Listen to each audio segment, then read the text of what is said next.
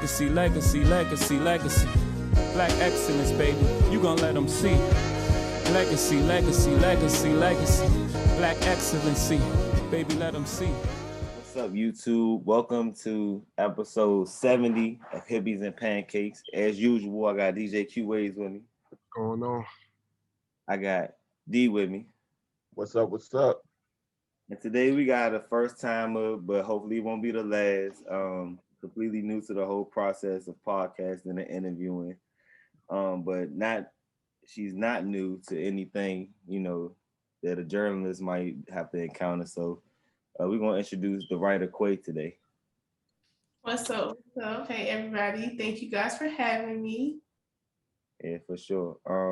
So because this is your first time, I'm gonna guide the conversation for a second, and hopefully you're gonna open up to the family and just be a part. This is your process just as much as it's mine. So I actually took some of the time to start reading your book, and it actually, we had an episode like a while ago where we had talked about something along the same lines, and kind of not, but kind of the same as a stereotype of filming. I'm looking for my phone right now because I screenshot the exact excerpt, and I guess we can probably start off there.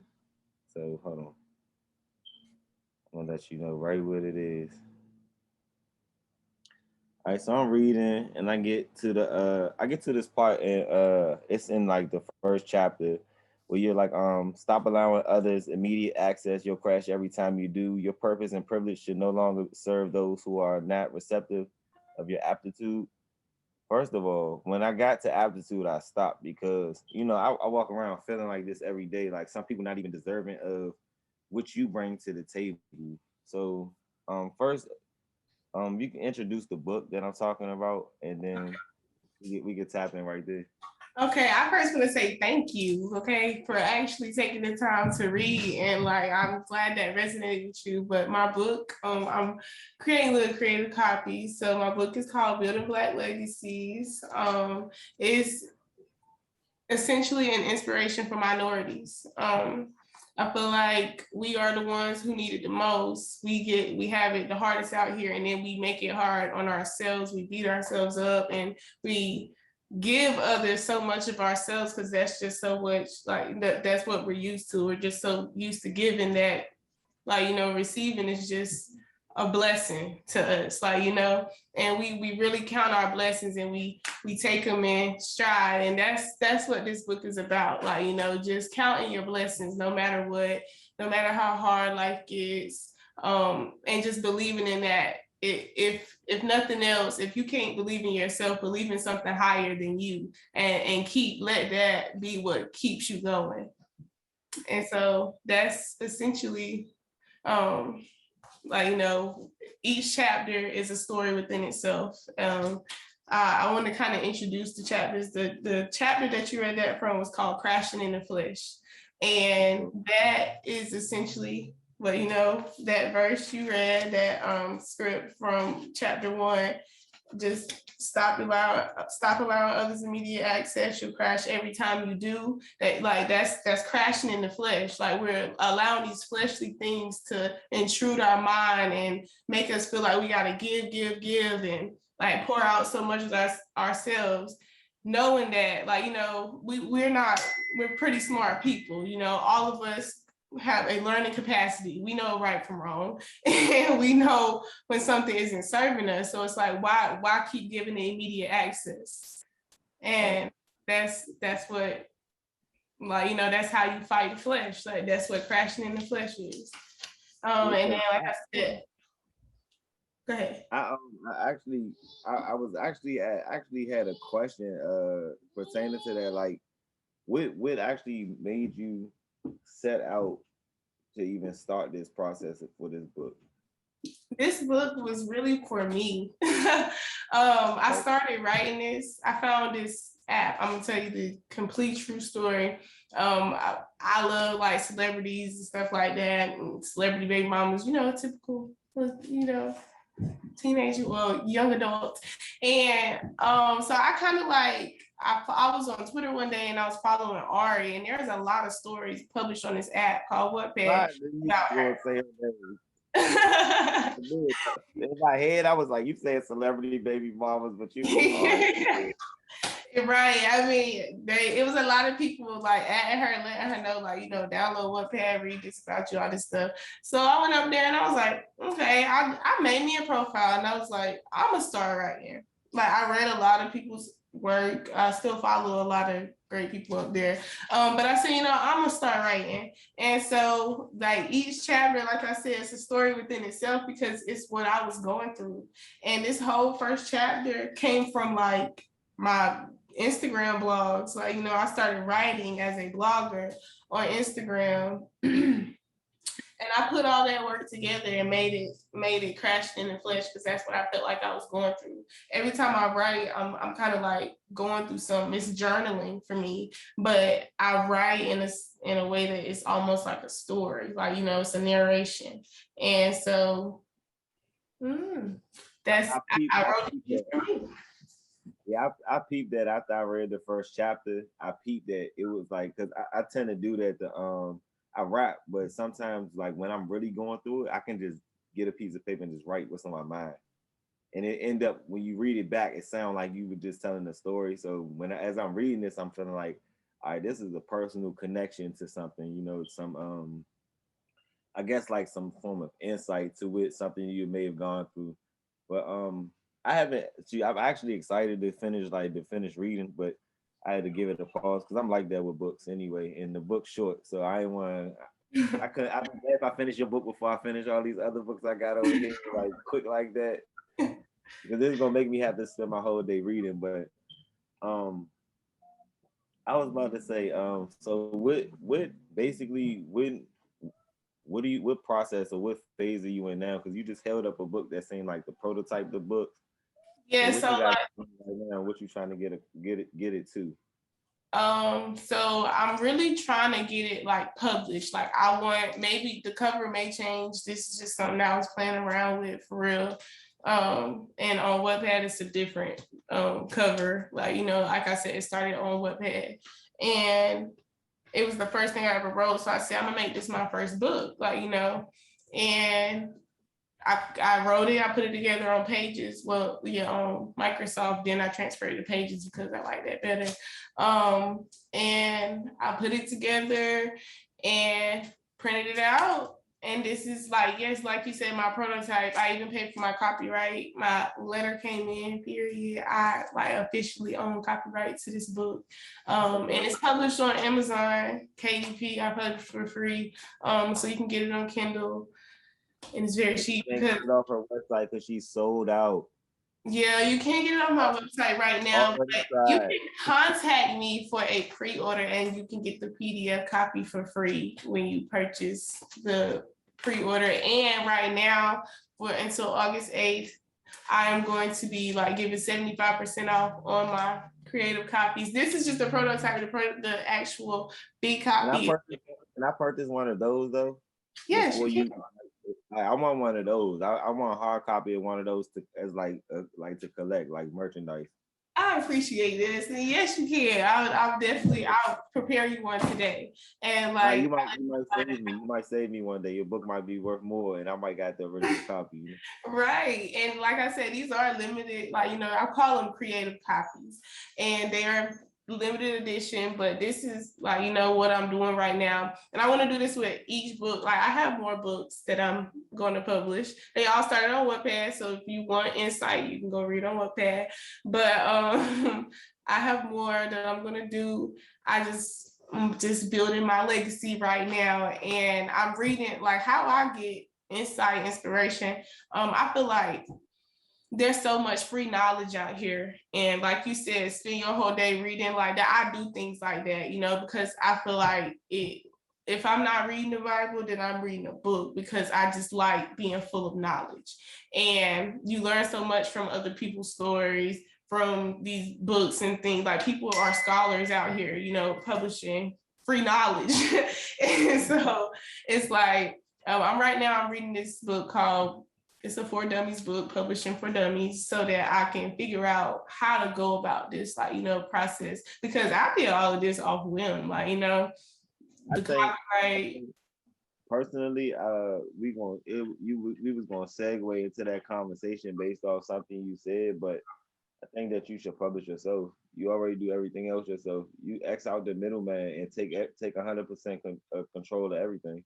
Right, Like, and that's the that's best truly way. what I believe, and that's what my book essentially is about. Like, the last chapter, the first chapter is Crashing in the Flesh. The last chapter is lost finding good. And I feel like in this world we are all kind of lost, but we have to find the good of it. And like like I said, it's free knowledge out here. So much that you can find when, like, you might feel lost, you might feel like, all these different things, but it's about finding good. It's about seeing good in where you are. And that's what I'm trying to do. Like, I'm not where I want to be at all. Like, if I could publish tomorrow, pay a publisher and get this done, then I would, but it's not that easy for me. I'm in school, I'm doing a lot of things right now, and so it's like, I feel like I'm going to be the one to show people that you can do it yourself. Yeah, it might take a little bit more time because, like I said, I do got a lot of stuff going on.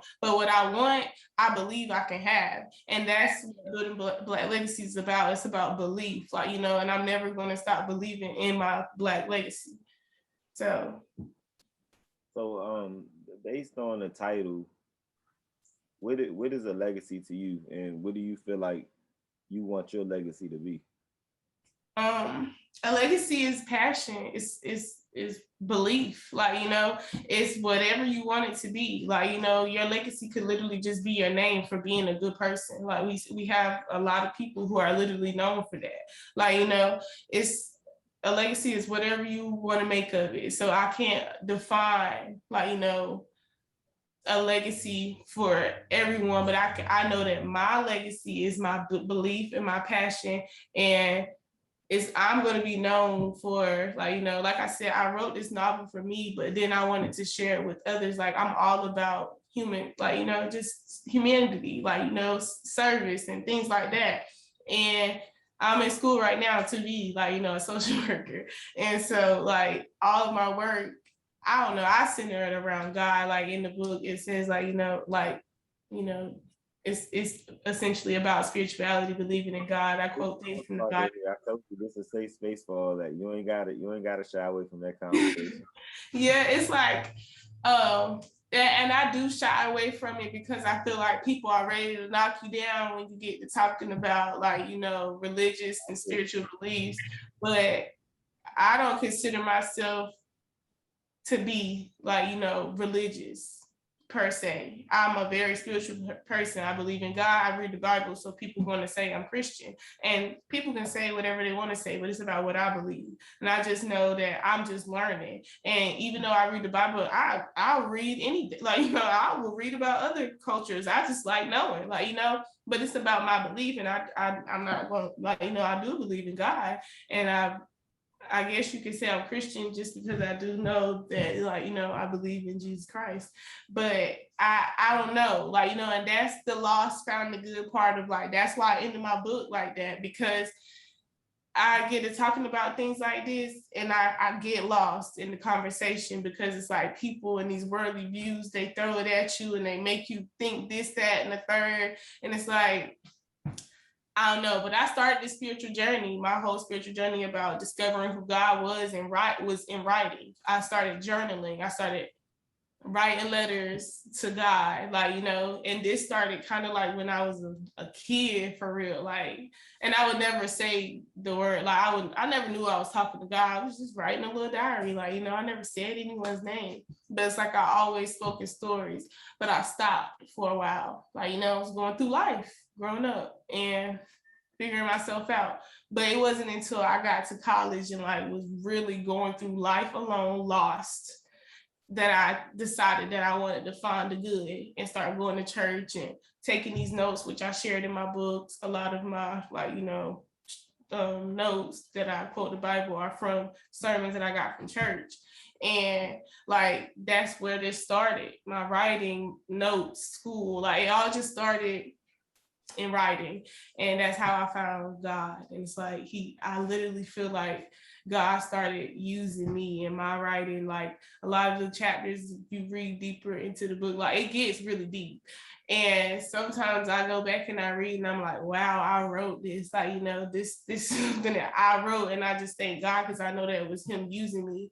But yeah, like I just said a whole lot, but I wanted to speak back. I definitely, and I'm sure the guys can. We could definitely sense the passion, and anybody who's a testament to the creator can definitely understand where you're coming from. You know what I'm saying? Like it's actually good to hear. Like you usually talk to people and it's surface. Everything is at the surface, and I think that going back to allowing access and that whole excerpt, that goes to when you reach this level of understanding of God too. People ain't gonna really get to understand you because they haven't been revealed. The revelation hasn't been made clear to them. So you know, I definitely understand that. But AD,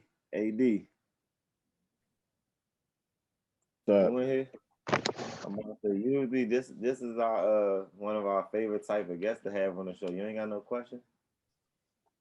well, I was just thinking about when you say religious, you're more spiritual than religious. What do you feel is the difference between religious and spirituality? Spirituality, that for me, religious is like strict. You know, I feel like when people have these religious, like, you know, it's a lot more sacred. And I mean both are sacred things, but like I said, it's just a very stricter view. Like it's almost like a law, like, you know. But with spirituality, like in the Bible, it says when you live in the spirit, the law is no longer, like, you're no longer of the law. So like you because it's like when you live in the spirit, you're a free spirit. That's what I feel like, you know. It's like, you know, that your belief is secure. You know that you're living, like the spirit lives in you and no one can take that from you. So if you go, you know, excuse my French, but if you go fuck up today, you know God still love you. You know God still got you. I'm still God's child. And in religion, people shun you. They kind of like they oppose these strict views on you and tell you have to. The Bible says X, Y, and Z. So why aren't you living this way? And it's like, that's what scares me. Like, you know, that's the getting lost. Like, you know, and so that's why I consider myself to be more spiritual. And that's what kind of this book is spiritual for me. And it's like, even with the lyrics, the music, because I feel like for me, I even mentioned in the book, like, for my favorite type of self-care is just music, listening to music, getting real deep into the lyrics, because a lot of music for me is more spiritual than lyrical. And like the lyrics that I shared in a lot of the chapters, like it was definitely like, you know, I felt it in my spirit, you know. So it was like these lyrics are more spiritual for me than they are lyrical, and which is why I included them in the book, along with, like, you know, sermon, church notes and things like that. And so yeah, that's just kind of like my breakdown of religious versus spiritual, and why I don't choose to, or right now, as I'm still learning, like, you know, I'm still on my spiritual journey, I don't really necessarily choose like a religion or Right. like, I feel similar. Like I'm spiritual. I believe in God, like you said. It's just like with the religions, they want you to do these certain practices and all of this stuff that's man-made. It's almost like with a lot of religions, they have an intermediary between you and your higher power. But with spirituality, it's something that's connected to you at all times, something that cannot be taken away from you with you 24 hours a day. So I definitely agree. I just wanted to hear your viewpoint of how you broke that down. I think that's deep and that's dope. A lot of people get caught up with different religions and different what do I want to call them? Different Dogmas. yeah, different dogmas, different but I'm talking about the institutions, the different institutions of religion. and then they feel like because they're a part of that, that makes them better or higher than or something like that. Where in actuality, if you actually read the books, any of the books that I've read, because I've read the Torah, the Quran, and the Bible. If you actually read the books, it's more about the connection with each individual to the higher power and not through to the institution. But a lot of these institutions nowadays are saying if you're not connected with us, then you're going to hell or whatever. So I definitely agree. That's how it's like they want you to worship them, and that's not what God said. Like, Exactly. you know, it's Exactly. I think that's interesting though, because you know I'm Muslim, right? And I would consider myself to be more spiritual than religious. And this conversation is not going over my head. It's like, yeah, yeah, yeah. Because I see that people through history and just through me witnessing myself, they try to use it to manipulate the masses or to what they want. And like you said, and it was interesting that you immediately said that like they try to get you to worship them. It don't even be that they try to get you to follow the same God. They be like, follow me. And like Bruh said, that connects to that. To say they try to have these intermediaries between us to make us think that it got to be this in order for us to be connected to the source. It's like, nah, we from the source. You know what I'm saying? We are from the source. So you know, and I think that's why people get it confused and say that when they say we are made in the image of God, they get it confused. Nah, we just made from the source. You know what I'm saying? Like we of the creation. If the creation created us, we of the creation. Just like you would say a child is yours. The child is yours because it came from some DNA, molecules of you. You know what I'm saying? exactly. So, And so then this is the conversation that I want to have, because this is something that has been like, you know, I'm just learning. I think it's very interesting that, you know, I didn't know you were Muslim. That's like, I've been connected with a lot more people who are Muslim. I'm reading this book called Islamic Oppression on Muslim Women, and it's a great book. And when I finish, I would like to like ask you a few questions.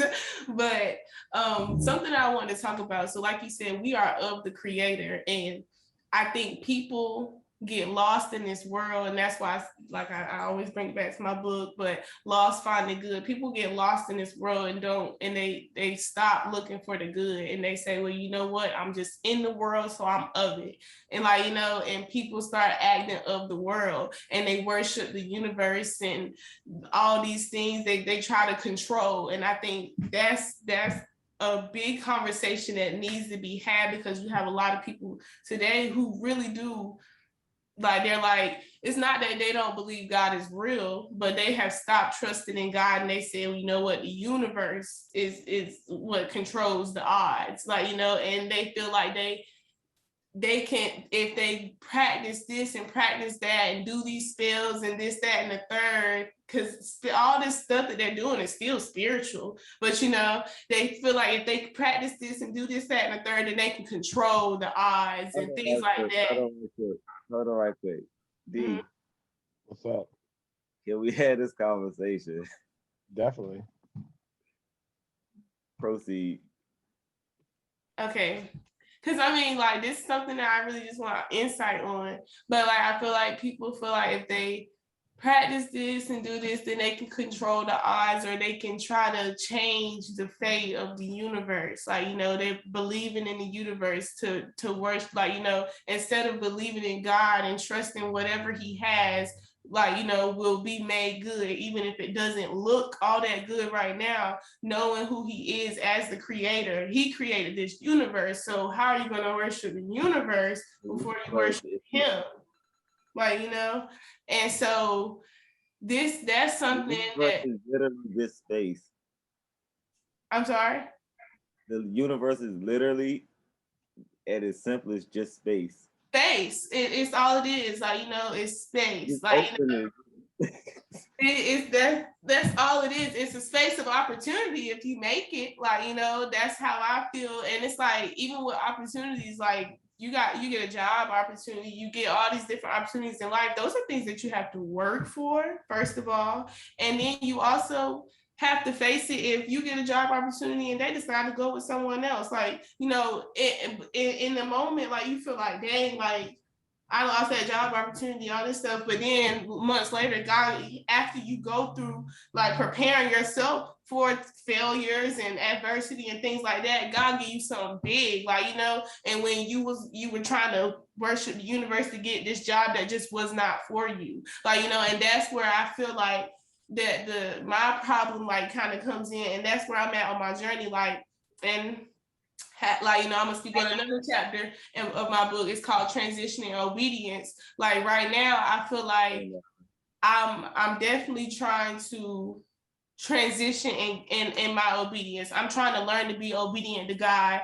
And because there's been, like, as I've been on this journey, there's been a lot of, you know, universe worshipers who have crossed my path and tried to distort my view and my image of who God is and what he can do for me. And it's been very, very challenging, but I'm learning to just like, okay, it's a season of transition. I got to be obedient to God. Like, you know, I got to know, stay in him and worship. Like, you know, these people are telling me, oh, I can do this for you. I can get you this. I can get you that. And like, you know, it's like, no, I'm going to let God do it. I'm going to, like, you know, it ain't, finances ain't good, this ain't good, that ain't good right now, but later on it will be. I'm gonna just act. I'm gonna continue to be obedient, act every day, thank God every day for what I do have, so that more will come. Like, you know, because that is how he works. And yeah, that's like kind of like my take, like I said, on like the whole universe versus spirituality and all that stuff. Because yeah, it's like I feel like people get lost in that because they don't know how to be obedient to God, and they start trying to control the universe. It's interesting that you say this, right? You about to say something, D? All right, go ahead. Nah, so it's interesting that you say that. So two things, right? I'm Muslim, mind you, so I'm about to give you something. So I've been doing like research on like different prophets and things and just different parts of the religion that's in front of me that I choose to follow.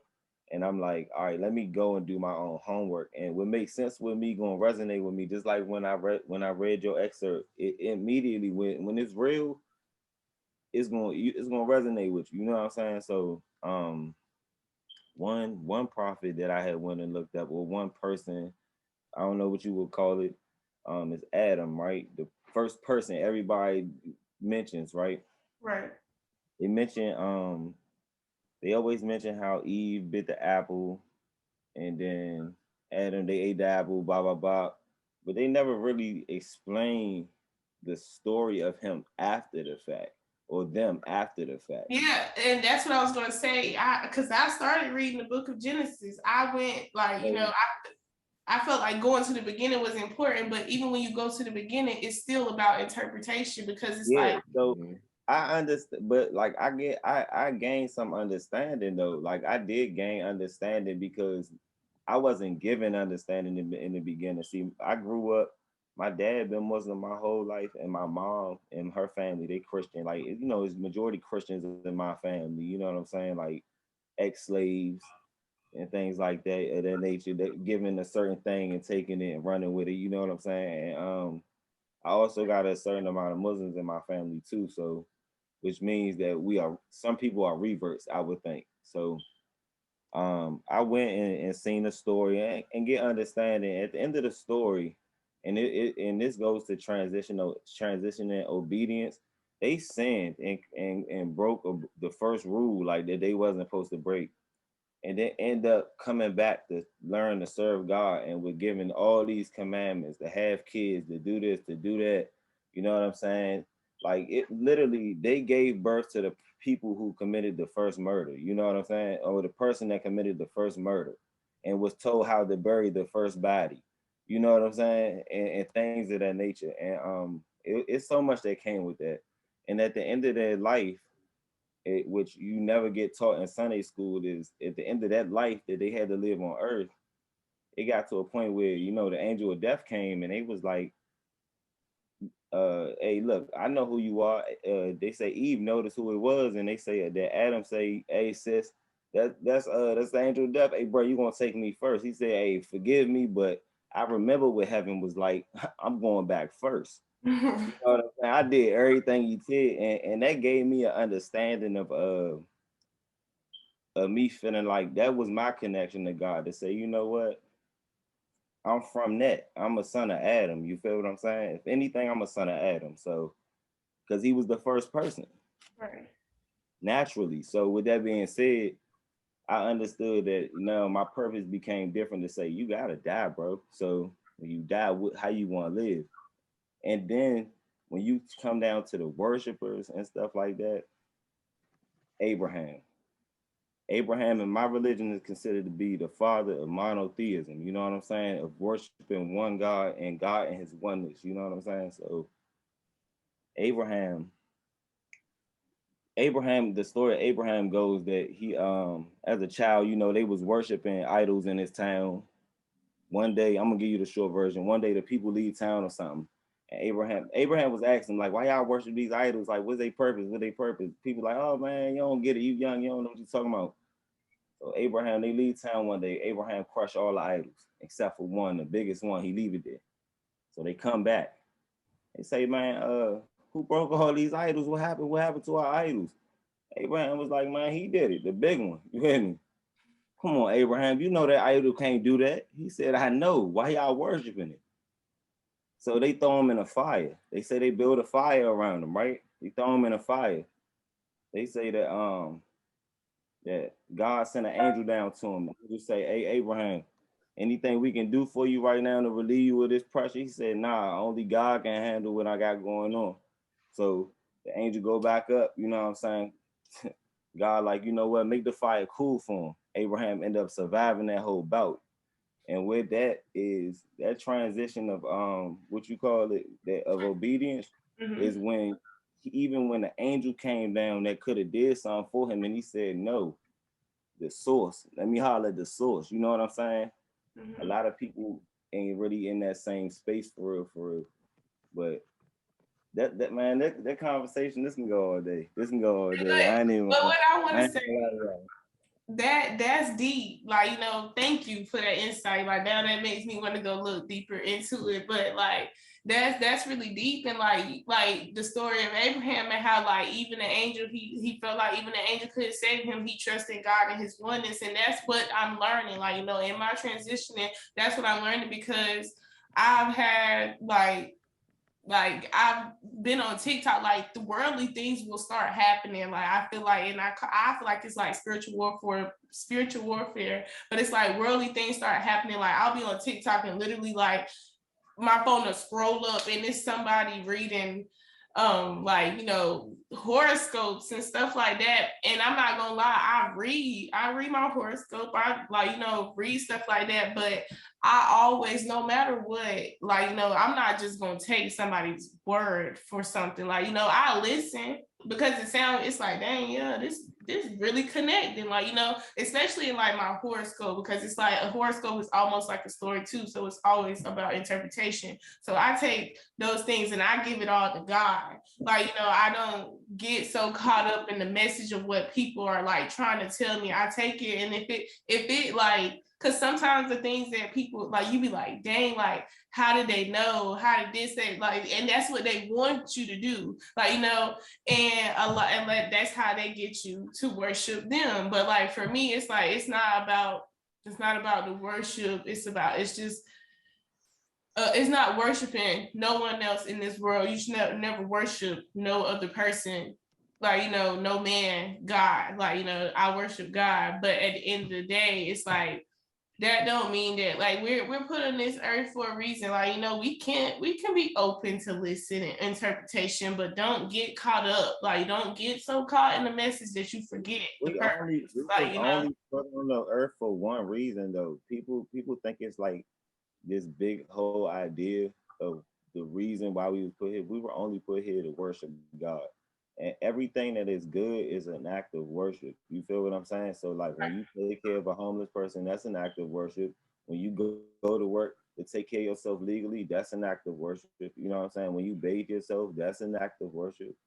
Okay, but even this, because you got people who out here not doing, like, you know, people do good things, and even good people do bad things sometimes, but it's about acknowledging, like, you know, and forgiving, and, like, you know, things like that. Those are good things. Like God tells us in our fruits of spirit that we should be kind. And with the acknowledgement though, right?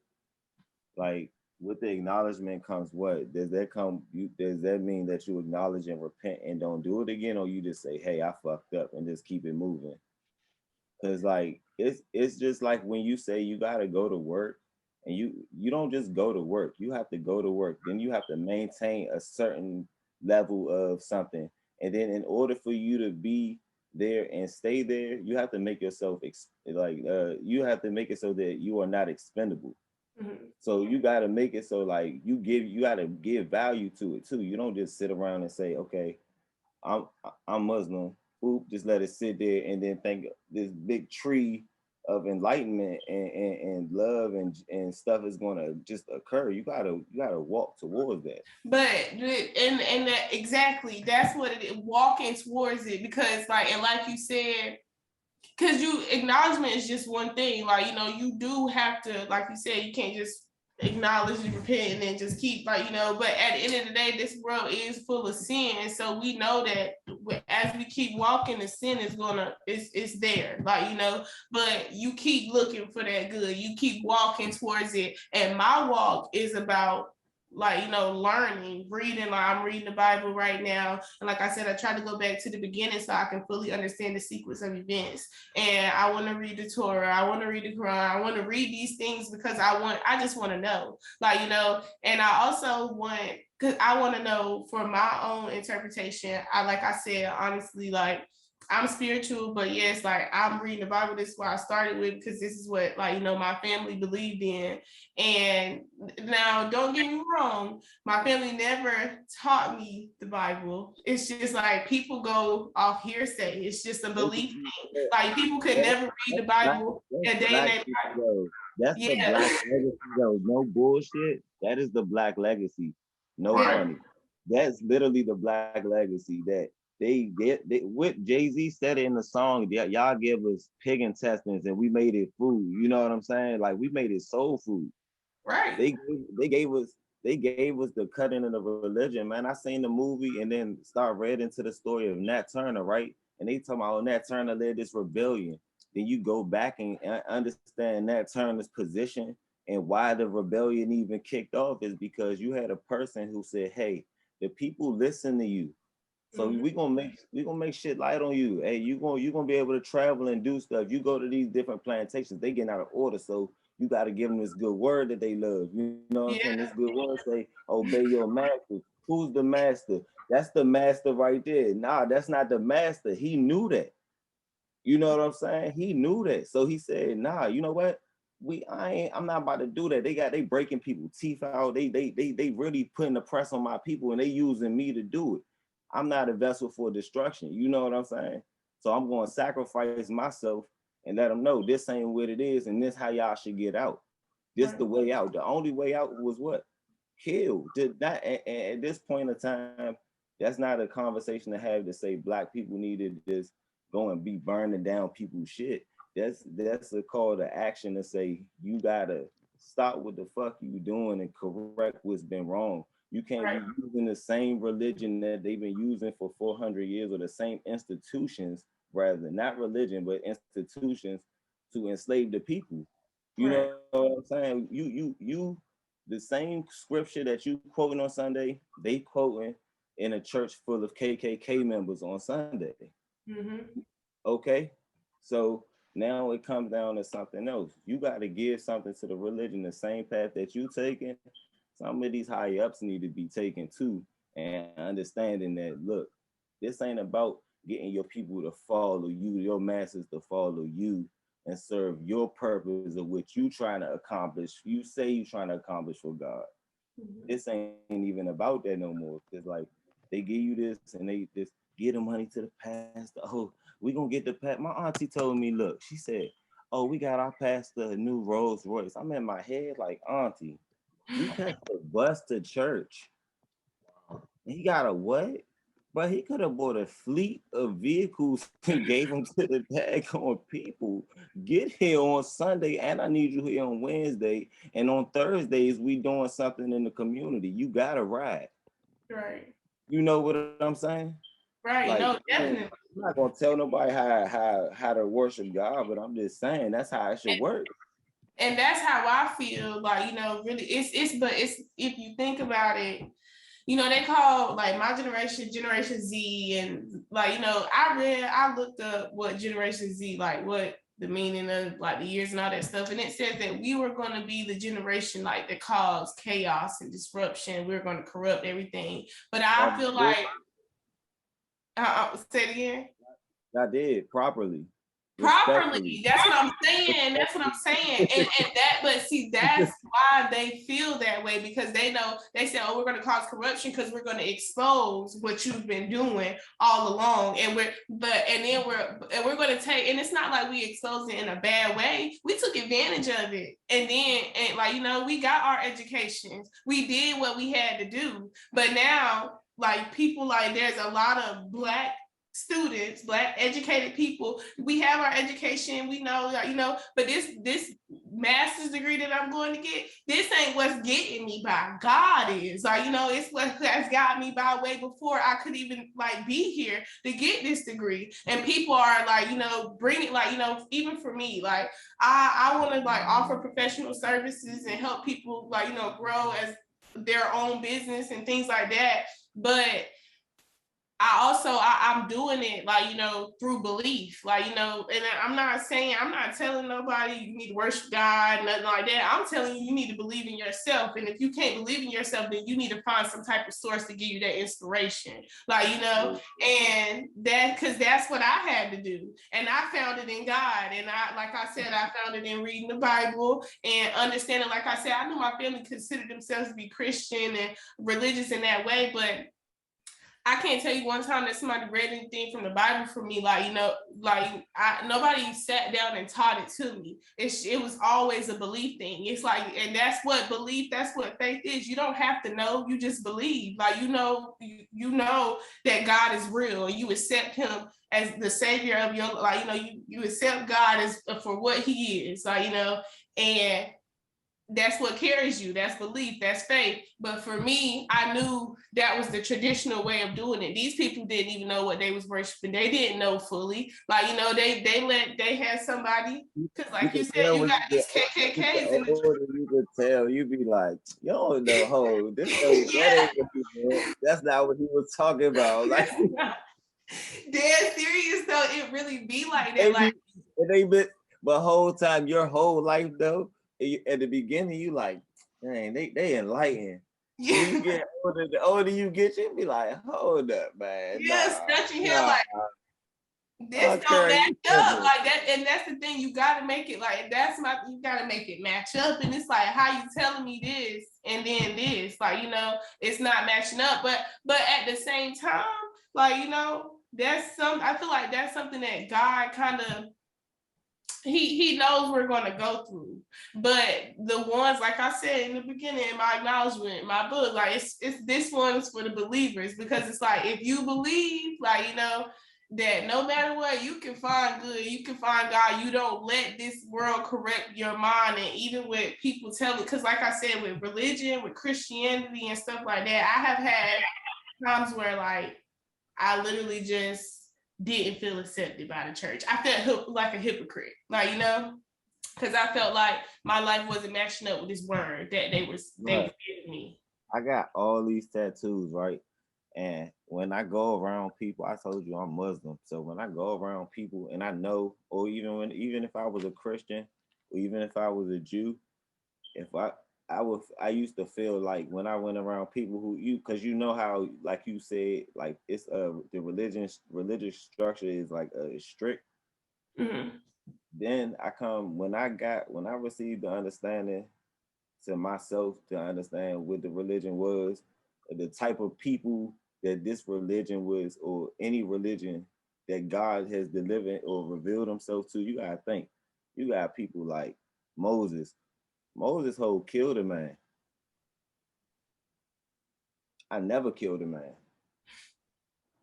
And God used Moses in great ways, like, you know, in very great ways. So it's like, and if you read about the prophets, like, you know, anybody in the Bible that God did things for, like, you know, his disciples tended to be people who necessarily didn't, like, you know. People who I would feel like is people like myself, who are the outcasts of society. But that's how you know when you in the right position. That's anybody that operate outside of the structure that's given. You know what I'm saying? Because like the enlightenment, God gonna reveal himself to who he reveals himself to, and who he does not reveal himself to, they ain't gonna get the revelation. That's just flat out. Like, it's not even no sit a person in the same room for you for 20 years, they gonna understand this. No, it don't happen. And somebody said something to me because, well, my mama said this actually, because a lot of times, like, like I said, I'm on a spiritual journey, and then, like, you know, I'm trying to help people professionally and just different things. And my mom was like, you know, Quaisha, you gotta slow down sometimes, and you like maybe you need to go back to your word, you need to go back to whatever was, like, you know, had you full, because you're pouring yourself empty again, and you can't save the world because God already did. Like, you know, like, you know, it's not up. Like, you know, mom, she knows something. I needed that. I needed that right there. I've been feeling a little empty lately. You know what I'm saying? Like, I just been like running. And that's why the excerpt that you started with, it resonated with you, because, like, you know, it's like you said, the excerpt says stop allowing the media access, and you'll crash every time you do things like that. Like, you know, that's you getting empty. Like, you know, like, you know, that's you needing to refill your spirits. And sometimes we have to take the time to figure out, okay, what is going to fill my spirits? And that's why I needed, like, you know, when my mama said that to me, I was like, dang, like, I needed that, because I need to know. She was like, whatever it is, maybe you need to go back to your word, or, like, you know, I don't know what it is, but you need to do what you was doing that had you full. Like, you know, you need to think back on that, because this ain't it. Like, you know, you keep trying to give to people, and you yourself, you aren't full. It's like you're pouring from an empty cup. And I never felt that saying more.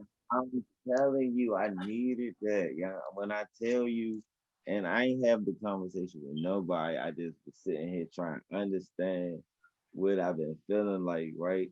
And immediately when you said it the first time, and then when you just said that, I'm like, damn, I'm pouring from an empty cup, bro. Like, I got listen, no funny. All of the I feel like the worldly possessions, I've already become comfortable with being able to understand that I can provide that to the world, because it's been given to the world. It's in the world, so I can get it and allocate. You know what I'm saying? But then I've been feeling like, you know, what else about me is not straight?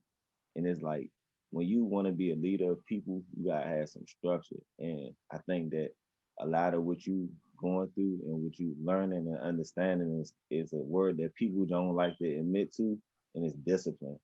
Mm-hmm. You gotta understand that, like, everything has to be done. Like, everybody want to do this. Oh, do this in moderation. Some things don't need to be done. Yeah. You know what I'm saying? Like, flat out, I understand that when I drink alcohol, like, I feel like free because I'm free of the discipline that I want to have over myself. That's an excuse to ignore morals and shit like that. Like, you know what I'm saying? But that's not good for me. First of all, it's not good for my body. You know what I'm saying? Like, I done been sick from this shit. So I'm like, how the fuck? When my body rejects something, I don't like this shit. It's a reason I don't eat beef. I don't eat, you know what I'm saying? I don't eat certain stuff. My body don't like certain stuff. I don't force it on myself. It's not, your body don't want that. Right. You know what I'm saying? Like, you feel, why don't you do crack? My body don't want crack. You feel me? Like, something that I crave. Like, it'll be like, if I wanted some crack right now, bro, I would get some crack. I would smoke me some crack and be a crackhead. You feel me? Like, but fortunately for myself, you know, I got different vices. You feel me? So, with that being said, that don't mean that it's okay.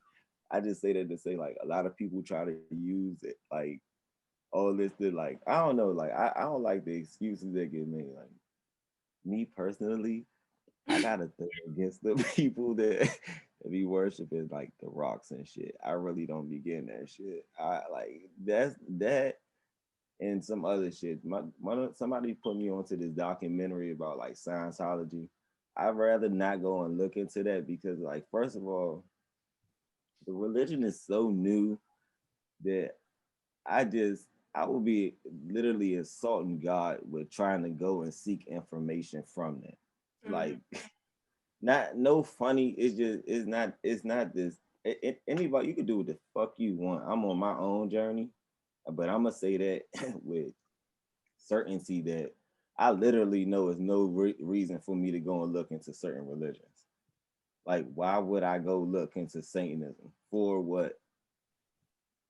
The fuck what can I find from that? Like, what because it's like also if you're going to look for it, like what are like if you're going to read it, what are you looking for? What are you to find? Like, you know what I'm saying? Like certain things is just like that, and that goes with anything in life. Like that's like saying, oh, I'm experimenting, I'm just cool, I'm going with the flow of things. It's like I said, I don't smoke crack for a reason. You feel me? I'm just not trying certain shit. You feel me? Like how, niggas smoke crack. If I want to know how crack make you feel, hey, crackhead, yeah. How that shit make you feel? Man, I'm be feeling good as shit. But guess how they be looking? Bad as shit. You feel me? Bad as shit. You're smelling bad as shit. So I'm like, your body, your mind, the way you talking to me is saying otherwise. So, I don't know. That maybe that's not the right thing for me. I'm gonna try to learn through other people's experiences because I used to be the person that learned that's like I'm gonna see if the stove hot. Now I'm kind of the person like I'm like that with entrepreneurial things. Like when it's time to spend some bread and somebody got a good idea, you $500 might get us 2,000 back. Ooh, straight up here, flat. I'm gonna give you that. You know what I'm saying? Especially when you got a plan of action and you got a return time is like, oh, I'm gonna see this back in 3 months. I'm like, oh, here, shit, that's no. I see you in 3 months, nigga. Don't go to jail. Don't go to jail. That mean, you know what I'm saying? Like, it got to be shit in order where something happen to you, I still gonna get my return. We gonna have it on paper, and it's done. You feel me? Like, but like with other shit, nah, like. I'm not about to be chancing. I'm not gonna sit up here and when you know things are wrong, I'm not gonna chance it. Like you don't people motherfuckers be dying just random. Be like, damn, he just died. I just talked to him this morning. Exactly. And nigga was doing what?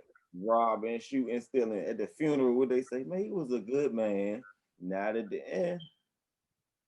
Because it's like at the end of the day, people gonna judge you on how you are living. Like, yeah, you might have had a good heart on the inside, but what was so like on the surface, what was going on that you were living like this? Like, like for real, it's about how you living. Because like honestly, this brings me back to something. Like, for me, I used to be a very, very angry person. Like I just used to be angry. Like, and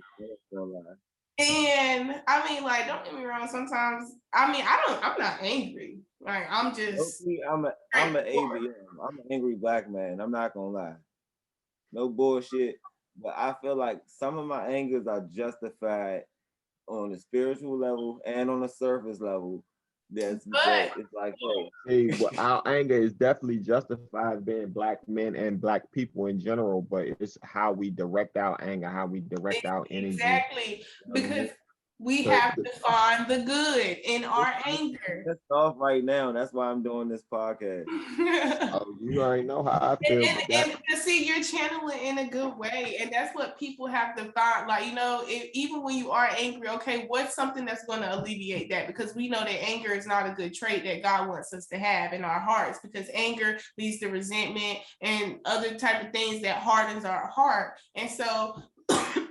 At the end of the day, like when people, like you said, somebody go out here and be robbing, killing, shooting, doing all this crazy stuff, and then at the end they say he was a good man. Oh, that's what they're supposed to say as good, church people, because at the end of the day, like, we supposed to find the good in people, because at the end of the yeah, day, we they not supposed had to a be heart. jealous. Like, you He know, was a decent dude. He used to give me money. He gave me a ride. Shit. right?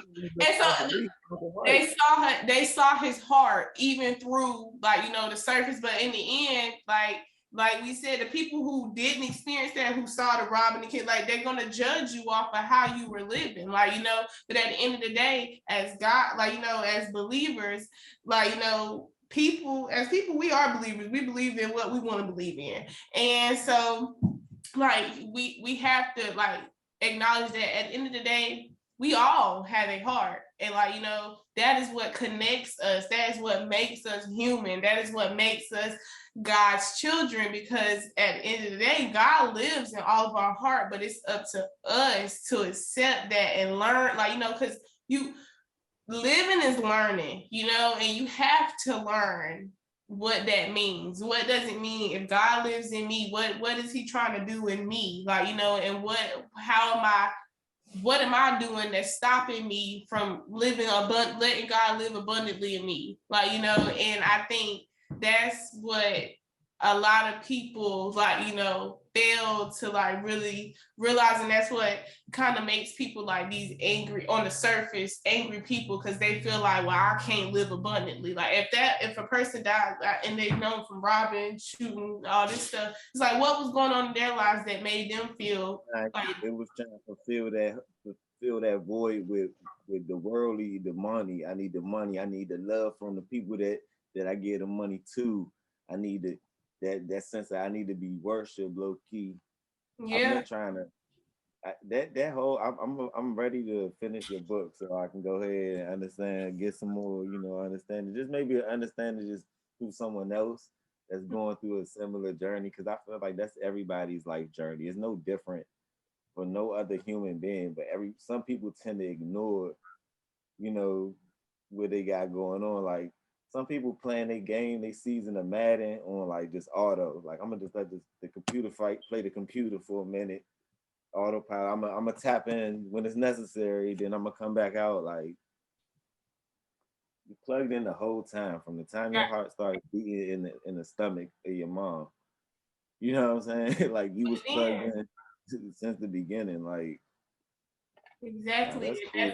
But people really gotta, like, you know, people gotta understand, like, what does that mean? Like, you know, when you plugged in, like, you know, what are you plugged into? What's your source? Like, you know, what is your source of power? Like, you know, because essentially that's what in the world we want, power. Atheists confuse me. Say it again. Atheists confuse me. I'm not gonna lie. Atheists confuse me. I'm like, okay, so can I have this conversation? With nothing. Like, even with atheists, they say they don't believe in nothing, but you know why? Like, I have a group. I'm not gonna say you know why, because I don't know why. But I met these people, you know, and they were older, like 40 and 50-year-old couple, whom I connected with through undergrad. Very nice white people, okay, white, and they were atheists, but they used to be believers. But they saw so much. Their power is their skin tone. Well, they knew that, and they knew that they had abused it in their younger life, because that's something that they were taught, though. Like, you know, they were taught that was their power, like, you know, and then equated it back to God, you know, there, because that's what white people do almost, like, you know, they, like, you know, I don't know, it's a lot to, I don't want to talk about that. Most people, if they have abundance or they have privilege, they have to try to find some reason to justify it. A lot of white people that I've met, let me say this: I've met more white atheists than black. But Right. then I think to myself, well, is that another one of those traditions passed down through slavery? Because the Bible definitely was used to preach to lesser fortunate people, not just black, but all throughout the world, that you don't have to have heaven on earth, because it's promised to you in the afterlife. What you need to do to get to that eternal peace and heaven and abundance is to be obedient on this earth. but meanwhile, it's so many other cultures and people that are living heaven on earth, essentially. You know what I mean? They have the freedom, they have the power, they have the Well, so they think.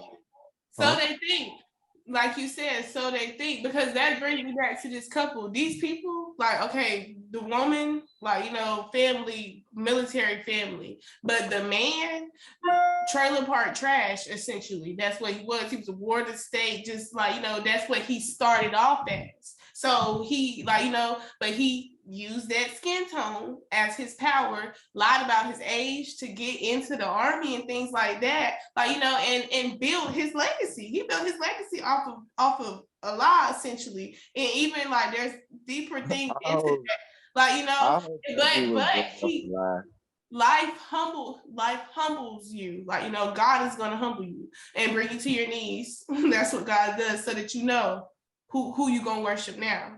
And I feel like that's what happened with them. Now, don't get me wrong, they still had the things that they had, but they found a church and they saw like these people were, well, at least the man, because he had seen life in the way that he did, he saw everything got to be proven to him. He need to read, he need to know it, he need to see it. So if you going to church, he reading this word, he getting full of it. And then these people who practicing it to him in the church doing just things that he know ain't supposed to be done.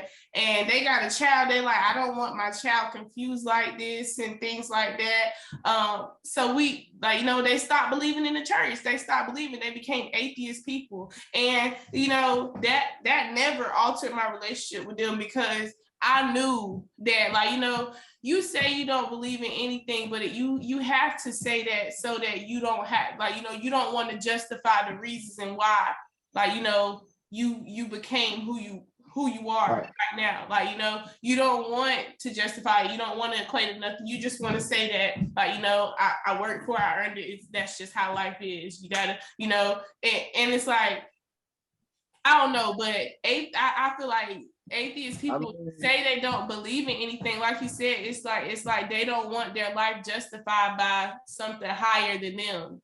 You know, yeah, they want to be the highest. I mean, that like you said, people are gonna have to find some justification for the position that they play in order for them to be happy and insane with themselves. I mean, because if you feel like everything that you got in your life you had to work hard for, and you may have had the privilege, but you don't even recognize the privilege, because at the end of it all, white privilege is essentially the lack of oppression. You know, and if you never even, most people don't know what they've never not had, you know what I mean? Like, so if you never had oppression, or, you know, you've never had the different variant things that you have to go through as a Black person that we all know and don't really talk about. It's just something amongst us, from the people following you in the store, to the lack of customer service, to how police may treat you, or, you know, an institution, or even a hospital. Like, if you look at the rates of COVID, which we talked about before this, remember, Ted? We talked about it before the pandemic. When the numbers came out, Black people and minorities are going to be affected more in a higher rate than others. But that's another attempt to demonize the skin tone, though. It was that was just another propaganda. So when people see us, just like saying, if people told you that, like, people that you see, they got like dreadlocks, they will give you COVID-19 faster. Everybody that you see with dreads, people be like, oh shit, like, they go to nigga with dreads, like niggas just hair, oh, he got COVID, like, you know what I'm saying? Immediately, you feel me? So we already knew. That's why we called that one, though, D, for real. But I wanted to, like, finish the story of these white people, because they probably okay, good. Because what I will say, they gonna see this episode. like, you know, you said that. But nice. I just want to say, because I love them, like, to death, great white people, even though, like, you know, they said they were atheists, like, they They believe in something, and like essentially, like, because this white man, he did a lot to help me. Like, you know, like he helped me through college, period. Like, you know, he gave me my first MacBook, like, you know, and I was very thankful for that. But like a lot of times I would find myself kind of shutting them out because I felt like these white people trying to treat me like I'm some charity case. Like, you know, like, like, you know, I'm not going to be that. And so a lot of times they would try to give me help and I just wouldn't take it. Or if they over the racing, get that shit. Fuck. But at the end of the day, that's what they were like, you know, I'm not saying that's what their real intentions were. They were good people, but that they knew this man, he shared his life story with me. So I knew it was genuine. But he told me about how he got in the army, lied about his age, like the life that he came from. He himself was a minority, a white minority, like, you know, and California, trailer park, Water State, got like, you know, he had to build his own life. He went to the Army infantry level and he saw things in the Army that like gave him PTSD. I'll say that, like, you know, fucked him up. And he had to do shit to people that it just was not of him. And so the world is what made him, like, you know, the things that he saw is what made him feel like, okay, I just don't believe in anything, because it's just like, it just gotta be like, you know, it's just life. Like, you know, I had to work my way up. I had to do things, and like the things that he did fucked him up. And so, like, you know, and then grown, like, you know, this is a 48-year-old man, you feel me? He was in the army when I was in, like, you know, I was getting born type shit, you feel me? And he was like, no, shit was still fucked up. Racist, I mean, shit is still fucked up, but it was just more blatant, more apparent then, especially on a militant level, you feel me? And he explained that to me, and he was saying, like, he never really speak on the shit he had to do, but he said, you know, a lot of shit that he's seen, the way that he was treated, all this stuff, even as a white man, it's what made him work harder though. Like, you know, he ranked himself up to be like, you know, whatever his level was, where when he got out. When he did that, that was for a sense of approval. See, when we got to go in there and do that, it's not the same fight though. Yeah. You know what I'm saying? I understand that. Like, but he does acknowledge that. I'm not going to downplay nobody's life struggle. Mm-hmm. But if we going to keep it real, son, and being real, son, I'm going to be real. Yeah. When you black, it's not the same thing. Like my cousin, I have a cousin who's high ranking in the army. You know, he did his thing, put that work in. You feel what I'm saying? It still don't change the fact that if he get his car pulled over like that lieutenant did that one time, get his car pulled over, get maced, get tased. You know what I'm saying? Tase your dog. They be dog. You know, they love animals too, and they tase your dog. Hurt your dogs too. They don't care about none of that stuff. They'll do all that to you and your property.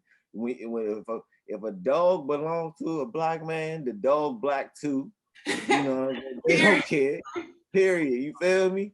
Like, but look, what they do to Mike Vick though for having dogs fight each other, throw him in jail. Mm-hmm. But they'd tase a dog or mace your dog and all kind of little stupid shit. You know what I'm saying? Like, and this is what's crazy. I'm gonna give you a real life scenario, just like on this dog shit, because like I have a dog, right? And like I love that motherfucking dog, and it's like it's a small ass little dog, but it's an American bully. And you know, and now when I go play, that was a good intro. Hey, that was a good intro for the dog. But when I go places with my dog, I feel like people only fear the American bully dog if it's with a black person. Like they automatically feel like, oh, like, you know, if that dog gonna be mean as hell, like yeah, they feel like, oh, this dog mean as like, oh, back in the way, put your dog on the leash type shit. But if it's a white person, they just automatically assume it's just friendly. Like, you know, it's a friendly ass dog. Because I think that about every single dog I see with any person. I'm like, fucking get your dog. Your dog could be this big. I'm be like, get that motherfucker. I mean, now that's different. I don't care if you got a teacup Yorkie about that big. I'm like, man, get that little. I don't like, man. Listen, I'm racist. Get No, that but dog away from me. like because it's like even dog lovers, like you'll be at a fucking dog park. Like if you at a dog park or you like dogs, you got a dog. Like what the But fuck? see, that's you experiencing something that again white people will never have to go through. That fear, just because the dog owner is black, so now they scared of the dog. You know what I mean? Yeah. Like that's something that your quote unquote benefactor or sponsor, he'll never have to experience. He'll never really truly relate to that, you know, because you love that dog, and that dog probably like the friendliest, cuddliest, ain't gonna hurt nobody dog in the world. But again, when you go out to a dog park where it's supposed to be dog lovers, they They be treat dog you. racist. Yeah. Your dog be black too. See, that's what I'm Yeah. saying. Yeah. Yeah, they be like, nah, that dog from the trenches. Fuck that. And Probably don't got all these even shots. that's it. That's literally across all areas. I'm about to write a paper about gentrification, and that's that. I can talk about that for days. But literally, that's essentially. I feel like people hear Start with the gentrification, dog. Black people hear gentrifications, and they like, oh, like I'm not a part of it. Like when you hear gentrification, you don't think about Black people because gentrification, they feel like it's trying to run you out because with Black people and with property, anything we own, they go ahead and devalue. Like they try to say, oh, it don't got no value, it's not good, they not gonna take care of it. Because even with the dog, that's what they feel like, we not taking good care of it. We disciplining the dog in the wrong ways, it's gonna make it mean. So it's gonna be aggressive, and like you don't know, you don't know what's going on in my household. And they create that fear too, because they get to calling the police. And even if police don't come out, they be still leaving record of it. Like, yeah, can you tell Tom that she has this dog? He was barking. He had 83 teeth in his mouth, Tom. 80. I counted, Tom. No, but they're serious. Like, listen, no, because the way they see, and it's funny, and I'm glad that you said that people act like they're not a part of it. It's because the way you gotta be in the game, you can't go into a game. I was just telling my man this the other night about being in the streets. You can't go into a game like the streets without rules and play with rules. You're gonna lose. You know what I'm saying? Just like you can't go into a game like living in this society that has rules, and you just like, oh, when shit happen, I'm not gonna call the police. You know what, Karen? Bitch, you're double parked. I'm calling the police. How about that? Fuck you talking about? Your fucking music is too fucking loud. You know what? Past all of that, we're not even gonna be petty like that. We're going to call because Karen is fucking nuisance. She's a nuisance to this fucking street because she keep calling the fucking police around here, and the police need to be somewhere else stopping drug dealers and crime, not on our street answering to this bullshit. You know what I'm saying? We need to start holding these motherfuckers accountable and playing our part in society. You know what I'm saying? Like, we can't claim the society and then not participate in it. Yeah, we just sitting here like, oh no, we ain't gonna do that shit. Me, fuck you. I'm calling the fucking police on your bitch ass. You call the police on me. We ain't doing all that. Period. No, seriously. Like, and like with something that you said, oh, my dog is out. Something that you said reminded me like of something that my dad said. I'm not going to speak too much of my dad and all that stuff. There's a lot I could go into, but I will say that my dad like struggles with his mental health. But this came about like from incarceration. Like my dad was locked up for 8.5 years on some drug charges, all this crazy stuff. But he listens, like he's a music lover just like me, and he's the one who told me like, if you're gonna live in this world with laws, you better create some rules for yourself. He was like, and he tells me, even with, like you said, you can't come in a game with rules and be out here not you can't have no rules, your own rules. And like he uses like Biggie, like he uses music to break things down. And he talks to me about Jay-Z and just his 444 album, different albums that he had, like listening to these lyrics. Like he like these people created their own portfolio, their own blueprint for their lives and followed it. And like he uses Biggie's like 10 crack commandments. Like he like like he like listen to what this man is saying. He like, this is a system that he created for himself. Like, you know, it, and people like this music and stuff in the industry, that's really what it be like. Talk your People shit right now. Talk your like, shit. yeah, like it's like Talk these your people are shit building right their now. own system through their portfolio, their music. This is how they're building their blueprint for their lives. Like Hey, mark this, yeah. Go ahead. This gotta be a clip right here. Yeah. Nah, you really gotta make your own way. Nah, finish talking your shit. Your dad know what he talking about. But yeah, like I don't know. He taught, my dad teaches me a lot. Like, you know, and I feel like that even on some like DMX shit, I'm gonna use that because like I feel like people now that the system has, like, you know, they institutionalized my dad, now they diagnose him with all these different mental health disorders so that people won't listen to what he got to say because they knew he knew what the fuck he was talking about, like, you know. But they said, now I gotta label you crazy so the world don't believe you. They don't want to hear nothing that you got to say because you put this shit in people's mind and they run with it and they go look for it. They gonna find out. So I got to label you as crazy. They won't hear it till you gone. And that's how I feel. I literally feel like that's what mental health, that's why mental health affects Black people the way that it does, because they want us to be labeled this. They want us to accept this diagnosis. Like, you know? Bipolar disorder. Listen, sis. I used to live a life in prison. It was my address for a while.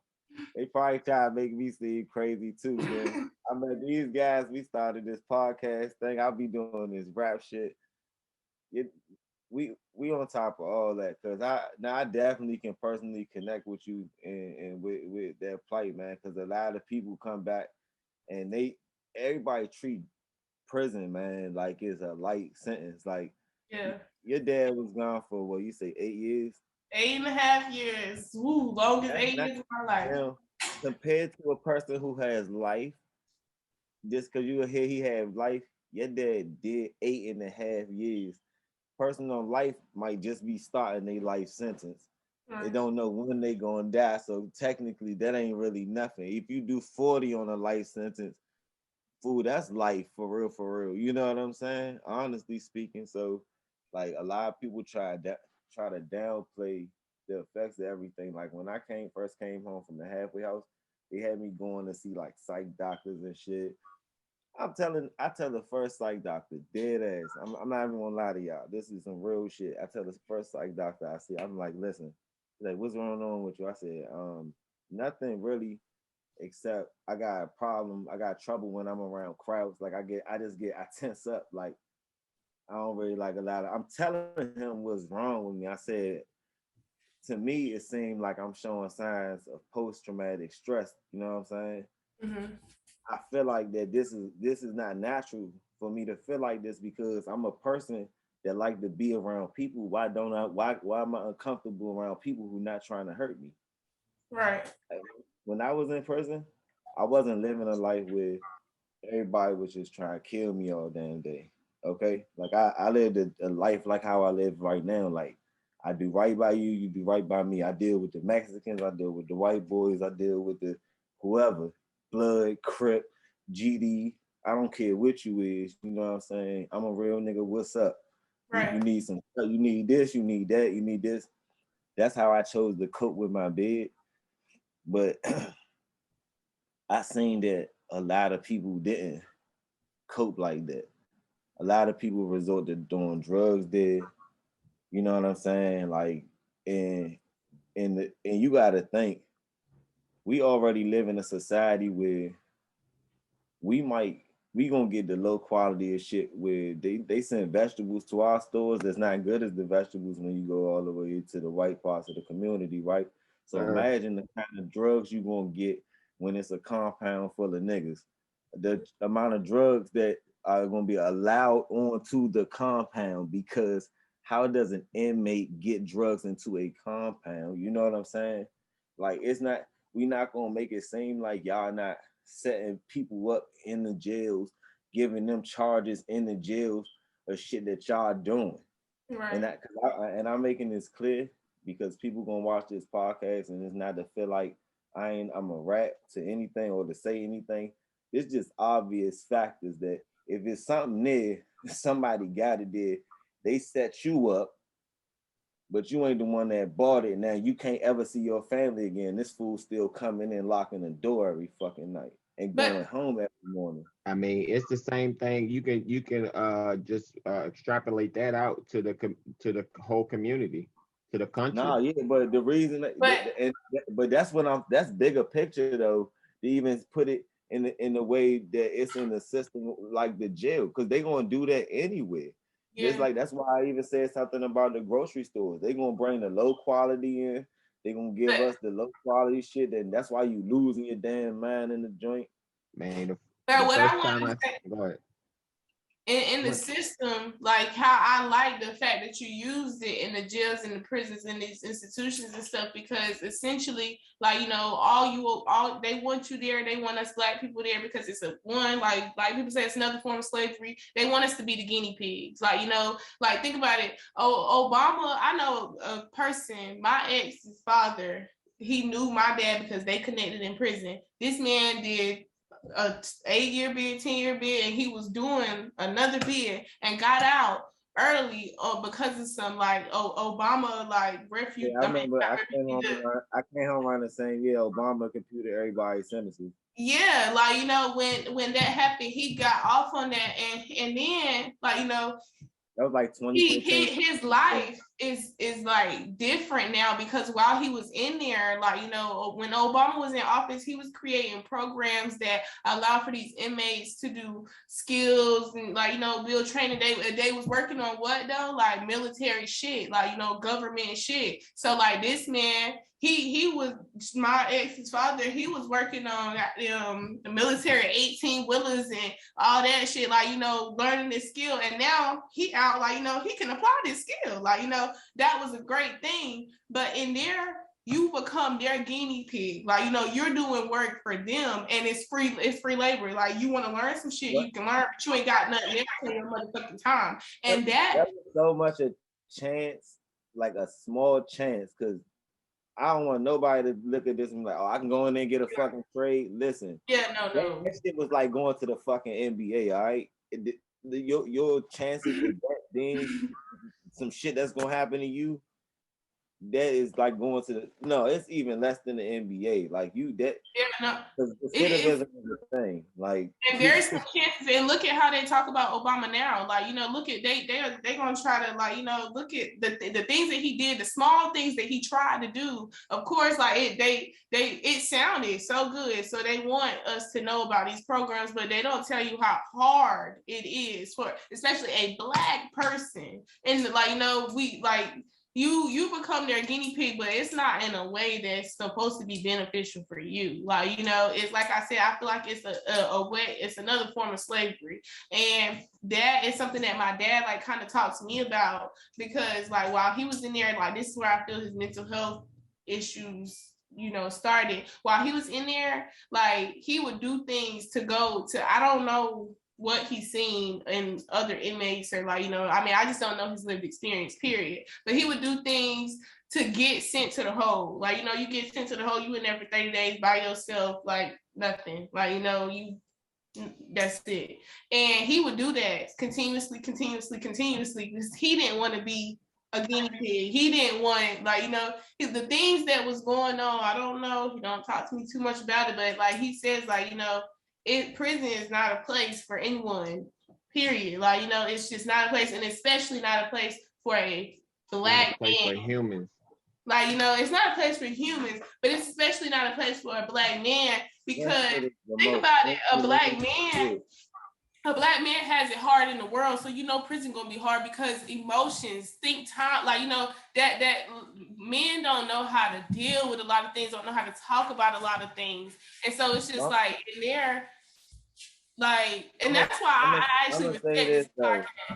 That's prison is kind of taught me placement though, and responsibility when I came back into society. Like, you know what, I am a Black man. It ain't no fucking doubt about it. You know what I'm saying? So I do have a sense of responsibility the same way I had a duty to the next Black man in prison, with if two white guys stomping down him, I gotta fucking help this guy. You feel what I'm saying?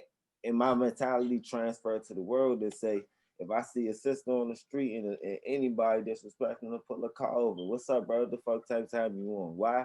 Because this my block where I grew up. This ain't got nothing to do with nothing else. I grew up around here. It's always been a safe place for me. It's gonna be a safe place for her and you. So get the fuck moving. You know what I'm saying? Like, I found a sense of duty and responsibility there. And I think most people don't get to see that because I may have been fortunate, I would say, to end up in prison environments that were less tense or maybe easier for me based on how I would because listen, I always had to prepare myself. These are my first times. I'm only 30, so I ain't been going in and out of jail my whole fucking life. It's just like for a certain period of time I was, and like the shit that I did get to encounter, it was like, wow, this really happened in jail. That's fucking gay. You know what I'm saying? And then it'd be like, and then you got to just be like, you know what I'm saying? Like you got the other shit and be like, I see this and like, oh man, damn, that really happened. Like, damn, he's bleeding like that. Like that's crazy. You know what I'm saying? But then some shit just be like regular shit, like playing some fucking cards, you know, watching TV and shit, shooting some basketball, regular shit. But that's the shit I wouldn't wrap my mind around. Like when niggas go out to the rec yard and want hoop all day, go to the rec yard. I think that I could have went and did the time that I did and enjoyed it, like enjoy the amenities. But I knew that if I ever allowed myself to enjoy those things and they took it away from me, that it would affect me. So the only thing that did used to affect me personally, and this is for the life bio shit. The only thing that did affect me is when they stopped movement at the compound because I couldn't sell coffee anymore. My hustles that I had that I would feel I was breaking prison rule because you can't do any enterprise. No enterprise is illegal in prison. I don't give a fuck. I had shit going on. You know what I'm saying? I was gonna make sure I was gonna eat. You feel what I'm saying? And I, in my mind too, the best of me, between me and God, I felt like, look, you know how they doing this in here. The trade system I can survive on, or I can survive on what they give me and possibly die. I don't know, but you provided this system for me too. It's right here in front of me. Get some coffee from my own shit, go to the commissary, break it down, sell it, street shit that I learned, make it legit though, a legit practice. That's how I decided to become a business person, a trader by profession. Like I don't want to work for nobody. Start a business. We gonna trade. We gonna get money that way. You feel me? So I learned that shit that way, but everybody don't get that because some jails be so fucked up, bro. And that's the thing, like like for my dad, like he got moved around a lot, prison to prison to prison, like, you know.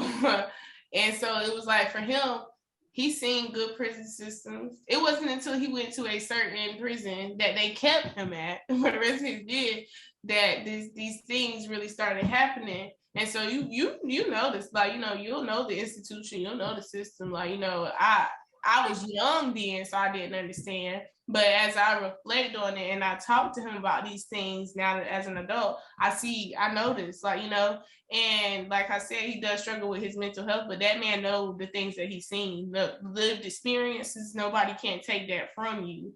And yeah, it's just a lot. But yeah, I feel like with prison, like it's something that I like, you know, I don't wish on any Black men, but those that we know that are Black men go through it because they are targeted out here by the system. And I feel like that mindset that you're preaching, like, you know, don't fall too much into those worldly things that they provide for you. And like, you know, because like you said, they'll take it away. They find a way to take it away. So you got to find your source of strength that and your, even if it's like enterprise, you got to find your passion that can't be taken away from you. Like, you know, you had that business mindset to where, okay, I see how they treat me. What can I do for myself? Self-help is real. Like, and I preach that. You got to know how to help yourself out here, period. Like, you know, and no matter what environment you are in, you can't be dependent on anyone. You got to know how to help yourself, and you got to let your passions in life be what, like, you know, drives you. And like because with my dad, he was a barber. That man could cut hair with anything. Like, you know, he could, like, you know, and that's what he did. But they found a way to take that from him. And then with his diagnosis and all this stuff, it's like, at the end of the day, it's all about, like, you know, perspective. And it's standing on that, like, you know, no matter the environment, the prison environment, the world environment, like, you got to stand on your belief, and you gotta find a way to help yourself out here, especially as Black people. Nobody gonna do it. Hey, this episode we dubbing this the Black Legacy. This thing, this it right here. I ain't even gonna lie to you, man. For real. Hey, AD, sis got some fire with her, man. I'm gonna just have to let you know. Huh? I said definitely. Yeah, like I really appreciate your perspective. You know what I'm saying? I really appreciate this. This what you came with, period. You know what I'm saying? Like I told you in the beginning, this gonna be a real organic, you know what I mean? And I really appreciate this experience and just being able to hear, you know, how that's something that we talk about on this podcast, because I personally been affected by prison. You know, so my brothers, they also been affected by prison. You know what I'm saying? Like in some way, either you've been there or you know somebody that's been there, and it affects both people. You know what I'm saying? Both parties, for real. Just like your dad was away from you, you was away from your dad. Right. You did an 8-year bid. You know what I'm saying? Like realistically speaking, you did an 8-year bid as well. And I remember times as a kid being like, I say this, and I know there's a lot of people who like suffer this, like, you know, with I got daughters. I got daughters, right? So really speak your truth, you know what I'm saying? Like, I remember times being like, I lost belief in my daddy. Like, me and my dad, our relationship, it had to be repaired when he came home, like heavily, greatly. I resented my dad, but it was because of what the world had imposed. Oh, like, you know, my mom and my dad had their issues. My grandma had her issues. Like, you know, everybody had their issues with him and the way he was doing things and whatever the case may be. So it was like those views are being imposed on me as a child. Like, you know, and then I didn't get this, like, you know, it was just a very sad story, but my dad was engaged to this lady who's not my mom, but she had a son by my dad, so I have a brother, my youngest brother, and that caused just so much conflict. And then this lady passed away. Like, you know, she passed away while my dad was in prison, and I had only known him for a year, really, and she was the only one who took me to see my dad.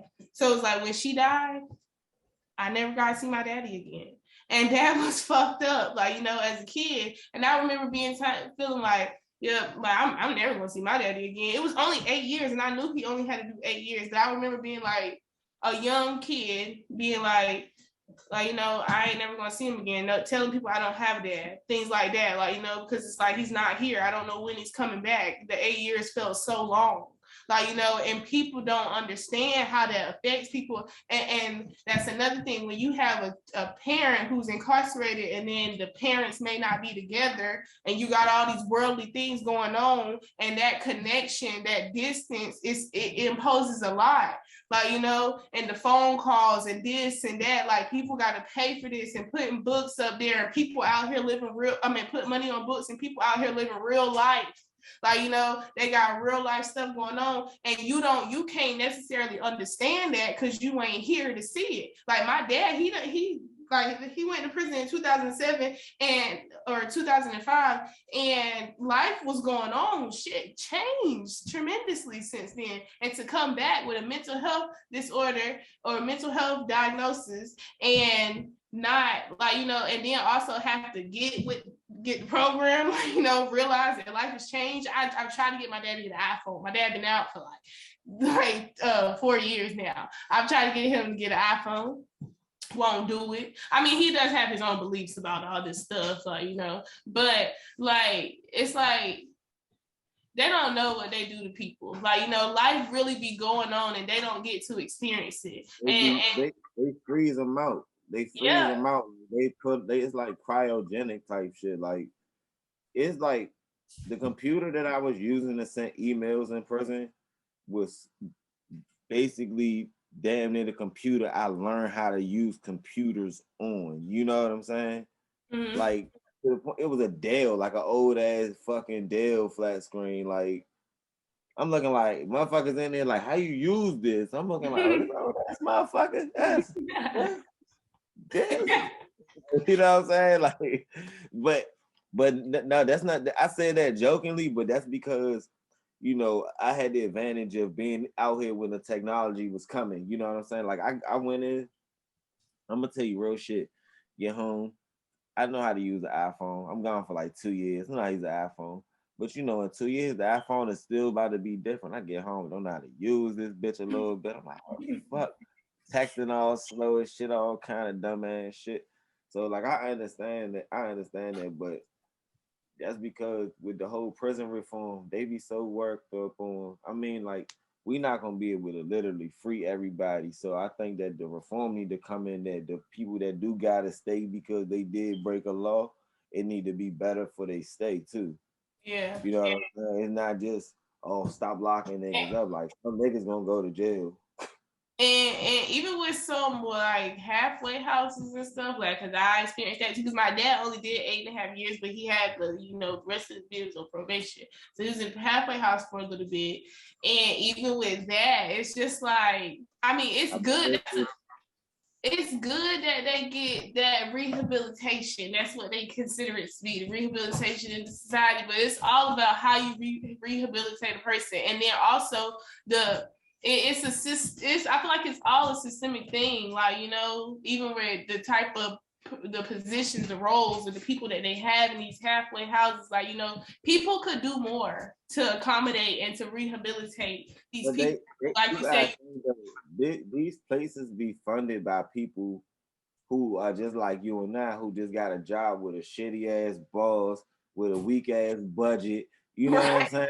Like, and that's why I said it's systemic. And one ass person can't just sit there and be like, oh, I'm about to help all these 200 ass inmates that got 200 ass, 400 ass, 600 different ass needs.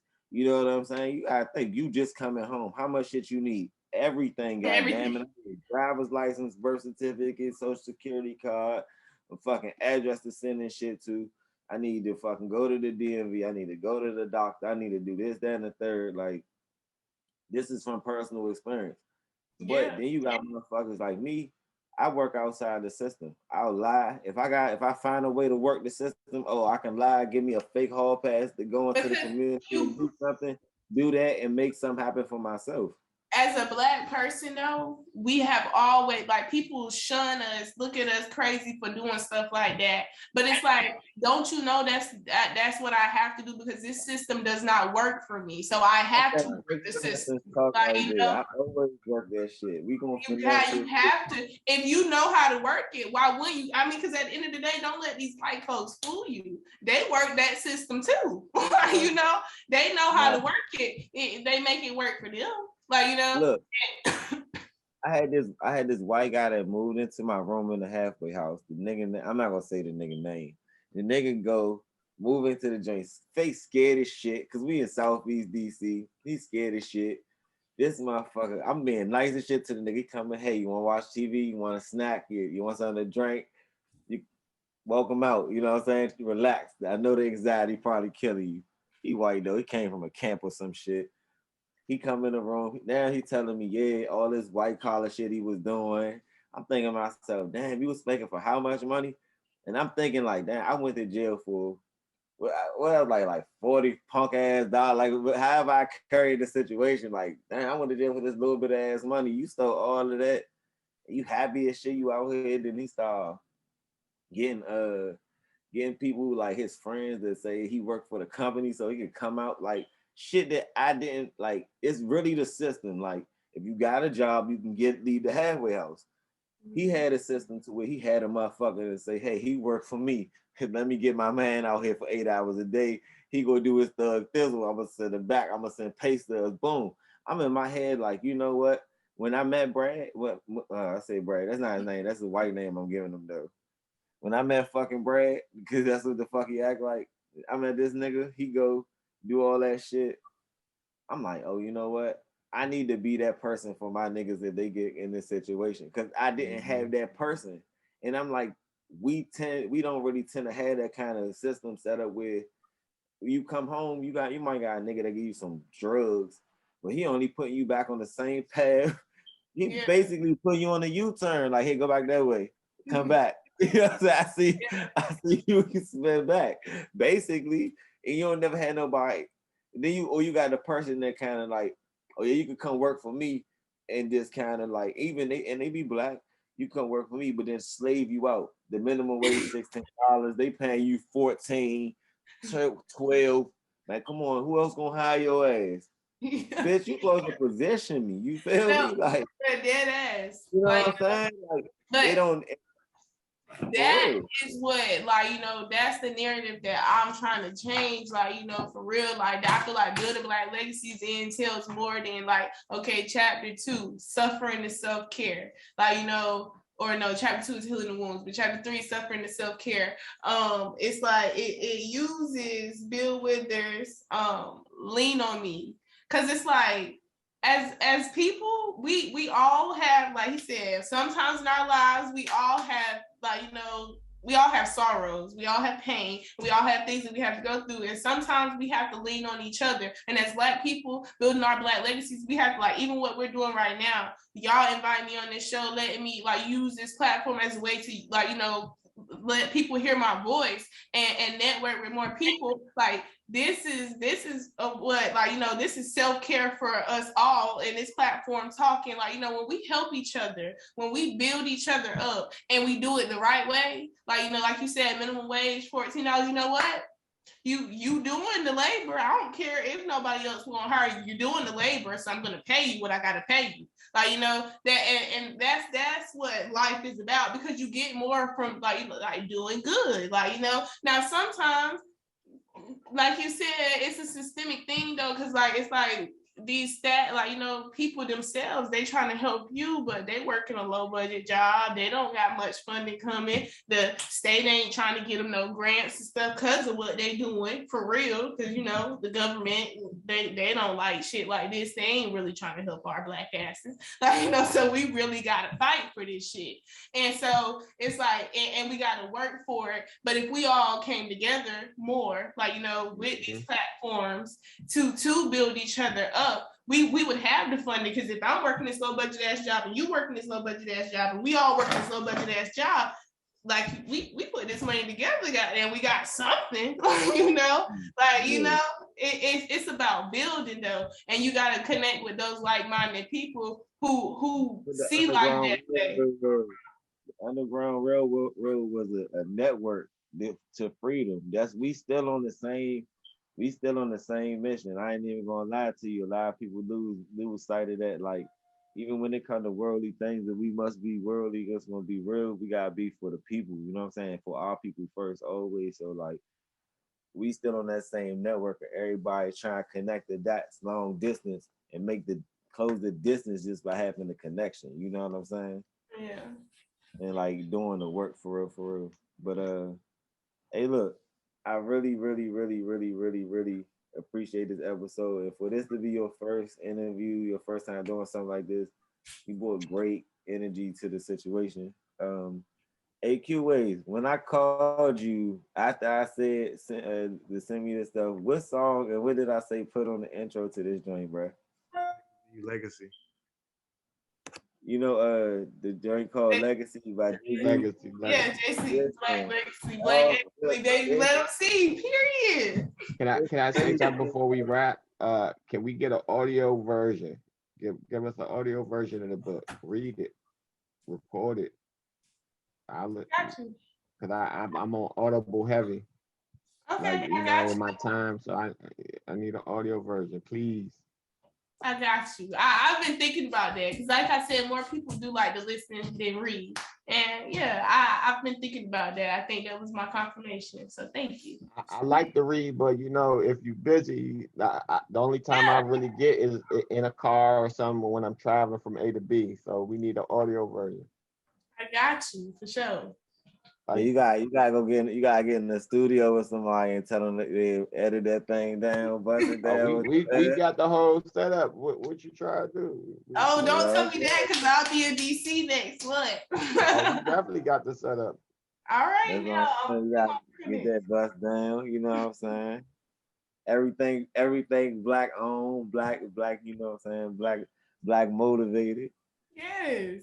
Definitely So got that I shit. really appreciate this. And I just want to say thank you guys for what you're doing. This talk show is great. I love that it's Black men, like, talking about this, because I feel like we don't see that too often. Men don't have a voice, like, for real, when it comes to these topics. Like, we try, we feel like, oh, women mature faster and women are this, that, and the third. Like, nah. Feminize us. They be just trying to feminize us. They do. And I love going like that.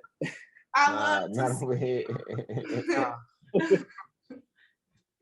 But this has been great, and thank you guys for this first opportunity. Like, I was so nervous, but like, I really appreciated the organic conversation.